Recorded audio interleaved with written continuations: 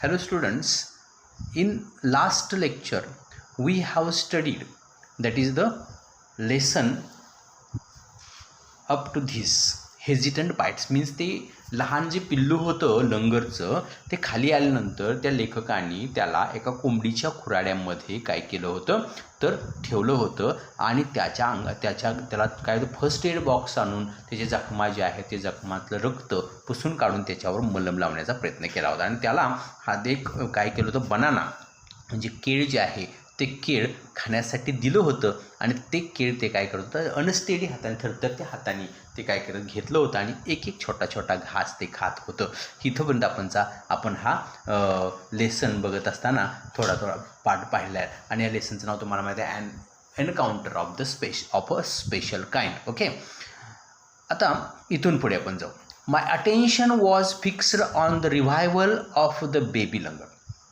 माझं लक्ष कशावर होतं तर त्या बेबी लंगरचं ते लहान माकडचं पिल्लू होतं ना, ते पिल्लू काय होईल तर रिव्हायवल व्हायला पाहिजे. म्हणजे ते रिव्हायवल व्हायला पाहिजे म्हणजे काय व्हायला पाहिजे, ते सरळ चांगलं होतं की नाही याच्याकडे माझं लक्ष राहिलं होतं.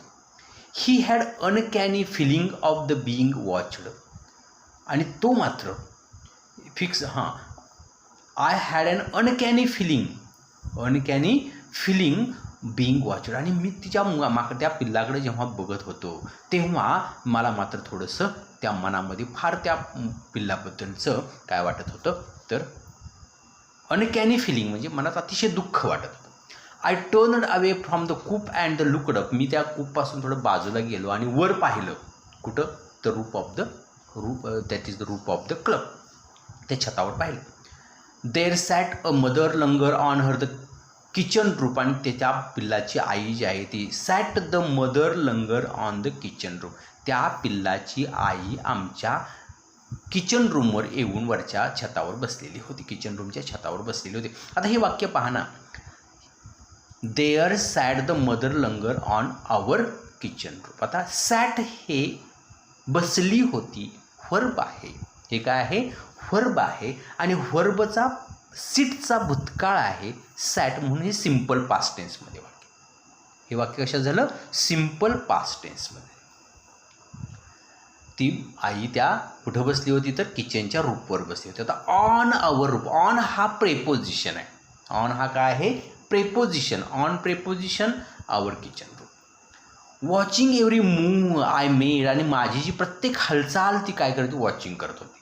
C simply sat there quietly as if the convinced that the no harm was being done to her child. आणि ती मात्र तिथे शांतपणे बसली होती. तिच्या लक्षात आलं होतं की आता आपल्या मुलाला काही यांच्याकडून इजा नाही आहे.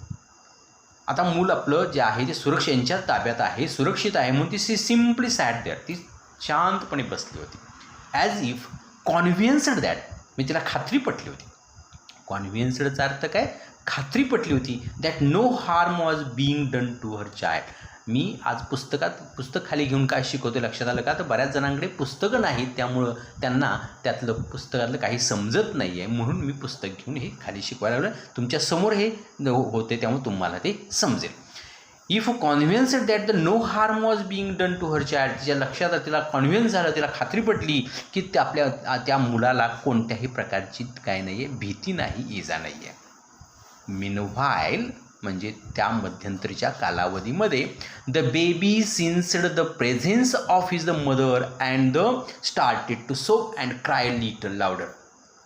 तेवढ्या कालावधीत त्या लहान बाळाला त्या माकडाच्या पिल्लाला लक्षात आलं आपली आई आसपास कुठेतरी आहे. त्याला जाणीव झाली. सिन्स्ड म्हणजे जाणीव होणे. द प्रेझेन्स ऑफ मदर आईची उपस्थिती तिच्या लक्षात आली. आई तिथं जवळपास कुठं आहे ते लक्षात आलं आणि मग त्यानं आता हुंदके देऊन रडायला सुरुवात केली. स्टार्टेड टू सोब द क्राय लिटल लाउडर. बघा ना, तुम्ही रस्त्यामध्ये सायकलवरून कुठं जरी पडला तर तुम्ही रडत नाही, उठता आणि काय करता तर तसंच घराकडे निघून येता आणि आई दिसल्यानंतर मोठ्याने रडायला लागतात. म्हणजे लक्षात घ्या, आपलं जवळचं कोणतरी दिसल्यानंतर आपल्याला ते काय होतं तर ते लागलेल्याचं दुःख होतं. आणि तसंच झालं बघा. हे सुद्धा माणसाच्या मुलासारखंच आहे की हे सुद्धा आई दिसल्यानंतर सोब म्हणजे हुंदके देऊन क्राय लिटल लाउड म्हणजे थोडंसं मोठ्याने रडू लागलेलं आहे. I retreated from the door. Retreated म्हणजे माघारी येणे, थोडंसं मागं सरणे त्या दरवाजापासून. कारण आपण जर सगळी जर तिथे त्या कोंबडीच्या खुराड्याच्या शेजारी उभा राहिल्यानंतर ती बाकीची तिची आई तिथं खाली येणार नाही, लक्षात घ्या, घाबरून. म्हणून मी मागं सरलो. काय, retreated from the door of the coop to allow the mother access to her baby. आपल्या तिच्या मुलाच्या जवळ तिला येण्यासाठी आम्ही तिथे गर्दी हटवली आहे, मागं सरलो आणि बघत उभं राहिलो की त्याची आई खाली येते का. म्हणजे त्या आईला खाली येण्यासाठी आम्ही काय केली, जागा करून दिली. ताबडतोबपणे immediately the mother descended on the floor of the coop and picked up the baby in her arm. आणि चटकन त्याच वेळेला आम्ही जसं मागं सर तसं त्याची आई डिसेंडेड म्हणजे खाली उतरली. मूव्ड डाऊनवर्ड, इथेच बघा शब्द, ते बघत चला आणि त्याचा अर्थ लिहित चला. मूव्ड डाऊनवर्ड म्हणजे खाली उतरली. ऑन द फ्लोअर खाली उतरली.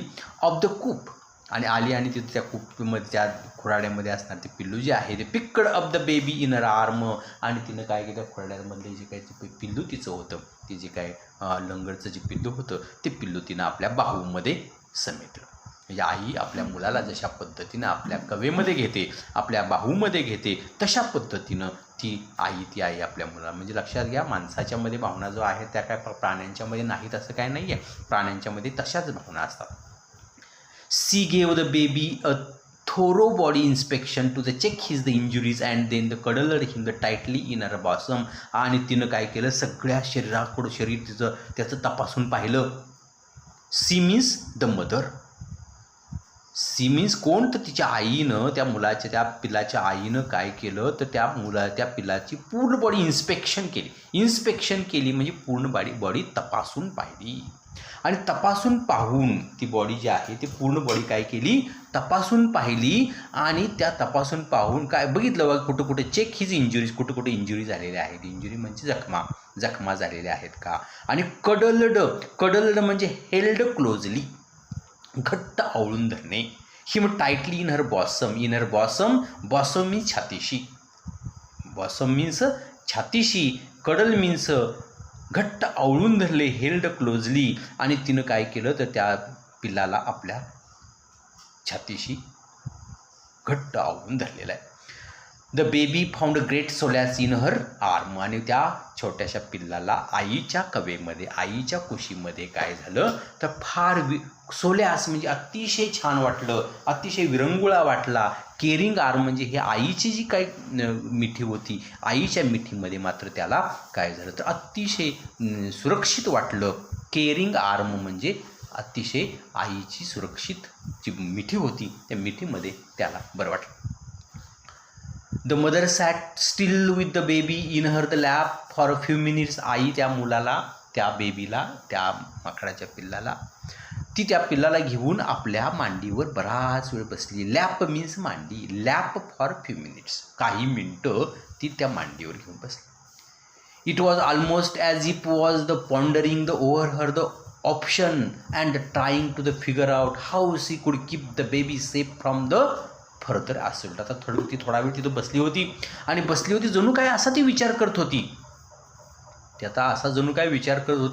पॉन्डर म्हणजे थिंक ओव्हर डीपली, खोलवर विचार करत होती की आता ह्या माझ्या बाळाला, माझ्या पिल्लाला मी या सगळ्यांच्या, कारण मी आता इथून जर घेऊन गेलो तर पुन्हा ते माझ्याकडून हिसकावून घेणार आहेत आणि मारणार आहेत.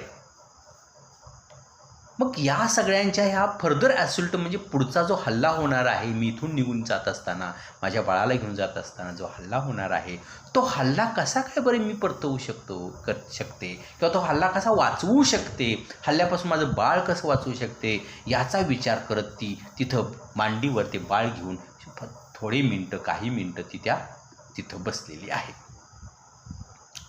It was almost if she was the pondering over म्हणजे थिंक ओव्हर डीपली म्हणजे शांत विचार करत बसली होती की काय ऑप्शन आहे, की तो आता कसं निसटायचं आपण, आणि जाता जाता आपल्या बाळालाच महत्त्वाचं कसं वाचवायचं, हा विचार ती करत तिथं बसली होती. She could keep the body safe from the further assault for a few second, काही सेकंदाने. The mother langur looked straight into my eyes. त्या